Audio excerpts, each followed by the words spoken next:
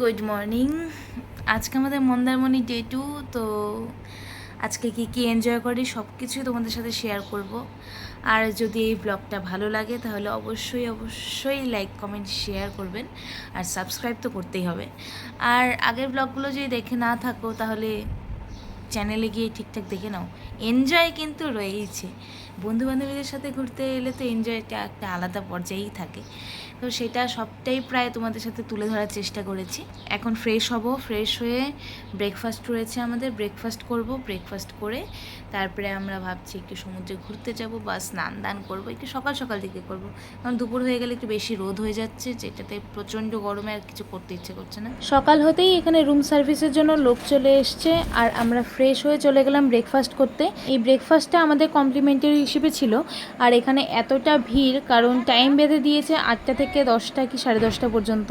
তো সেই সময় তো এত মানুষজন যাবেই। এখানেই চলে আসা আমাদের এক্সপেকটেশন আর রিয়ালিটির খেলা। মানে অন্য অনেক ভিডিওতে দেখেছি যে ব্রেকফাস্টে বিভিন্ন ধরনের ফল, তারপরে ফ্রুট জুস, তারপরে পেস্ট্রি, অনেক কিছু থাকে। কিন্তু আমাদের এখানে ছিল ঠান্ডা ওই পাউরুটি, তার সাথে হয় জ্যাম নয় বাটার, আর এক লুচি, তার সাথে ছিল ঘুগনি, আর একটা ছিল সেদ্ধ ডিম আর চা, আর কিছু ছিল না এখানে। তো আর কি করব, সোনামুখ করে তো খেতেই হবে, কারণ এটাই আমাদের কমপ্লিমেন্টারি ব্রেকফাস্ট। আর আশেপাশে ঠিকঠাক তেমন দোকানও ছিল না যে গিয়ে খেয়ে আসবো। তো আমরা সবাই এই সোনামুখ করে খেয়ে নিয়েছি। অনেক কষ্টে ব্রেকফাস্টটা আমরা নিজেদের কালেক্ট করতে পেরেছি, কারণ প্রচুর ভিড়, দেখলেই তো। কালকে তো আমরা মন্দারমণির জন্য রওনা হয়েছিলাম, এসে আর আমাদের ইচ্ছা করেনি যে আমরা বিচে যাই। তো সেই ক্ষেত্রে আজকে আমরা বিচে যাওয়ার জন্য প্রস্তুতি নিচ্ছি। এখন রেডি হচ্ছে আমরা সবাই। বিচে গিয়ে অবশ্যই জলকেলিতে দেখা হচ্ছে। সানস্ক্রিন মাখতে হবে। সানস্ক্রিন দে আমার গায়ে, মানে বডি লোশন দে। আমার কাছে একটু মিশ। হ্যাঁ চলো, তো শোনো আমরা না না আমরা ছাতা নেব। এই দেখো ওই যে ব্যাগটা তোমাদের ওই ঘরে আছে। আমি জলে নেমে যাব, কারণ আমি জানি আমি কালো হয়েই যাব। ওই ব্যাগ এই দরজার আমরা লিপস্টিক পরবো না? লিপস্টিক চান করতে গেলেও লিপস্টিক পরতে হয় নাকি? পরি,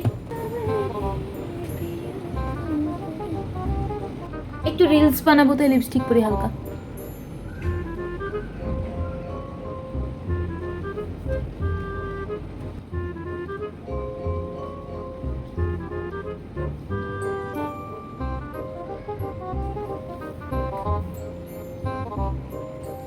আজকে আমরা রেডি।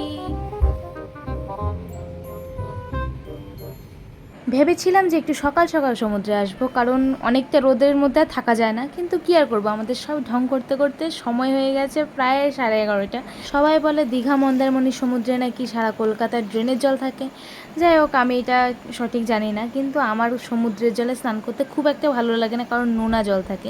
তো আমরা কোনো রকমের টুকটাক ভিজে তারপরে আমরা এই বাসের যে রেস্টুরেন্টগুলো থাকে এগুলোতে চলে গেলাম খাওয়া দাওয়া করার জন্য। ওই ভেজা গায়েই আমরা ভাত খেয়েছি, কারণ ওই দুপুরবেলা প্রচণ্ড খিদে পেয়ে গেছিলো। তারপরে ভাত খেয়ে এসে একদম পুরো গা শুকিয়ে গেছে, আবার আমরা সুইমিং পুলে নেমে গেছি। আমরা প্রায় 11:30 থেকে 4:30 5টা পর্যন্ত আমরা এই করেছি। তারপর রুমে এসে একটু রেস্ট নিয়ে রেডি হলাম ঘুরতে যাব বলে। এতক্ষণ ধরে সাজলাম, রেডি হলাম, এখন বাইরে বেরোবো। অবস্থা দেখো, বৃষ্টি হচ্ছে, আমরা সবাই রেডি হয়ে গেছি। আমরা কি ঘুরতে যাব না আজকে? মা, আমরা এই রেডি হলাম এত কষ্ট করে, এখন অবস্থা দেখো।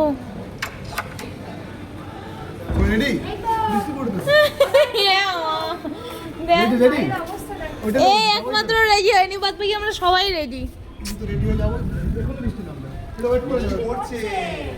হ্যাঁ, যদিও দেখতে খুব সুন্দর লাগছে, তা সেজে গুজে আমরা এখানে দাঁড়িয়ে দাঁড়িয়ে দেখবো সমুদ্র দেখা যায়। এই ওপরের ফ্লোরটায় উঠলে ভালো মতন দেখা যায়। ও মাই গড, এতক্ষণ ধরে রেডি হওয়ার পরে যদি এরকম আকাশটা হয়ে থাকে তাহলে কি ভালো লাগে? তো যাই হোক, সবারই মন খারাপ। তারপরে ভাবলাম যে কিছু তো একটা করি। তারপরে মনে হলো যে চল আমরা একটু গান করি। তো সেই গান শ্যুট করছি, তো সেটার কিছুটা অংশ দিলাম। স্বপ্ন ছড়ে দুটি চোখে, গান গানের বাকি অংশটি কোনো একটা ভিডিওতে অবশ্যই পোস্ট করব। এগুলো করতে করতে অন্ধকার হয়ে গেছে, তবুও দেখছি ঠিকমতো বৃষ্টি থামার নামই নেই। আর কি করা যাবে, খেতে তো হবেই। তার জন্য হালকা হালকা বৃষ্টি পড়ছিল, তখন আমরা বেরিয়ে গেছি সমুদ্রের ধার দিয়ে যে হোটেলগুলো থাকে বাসের সেখানে। আর এই হোটেলগুলোতে এতটা হাওয়া থাকে যে কোনো রকমে খেয়ে আসতে পারলে মনে হয় বাঁচি। আর তার জন্য কোনো রকম ভিডিও টিডিও করা হয়নি। তো দেখা হচ্ছে পরের ব্লগে। টাটা।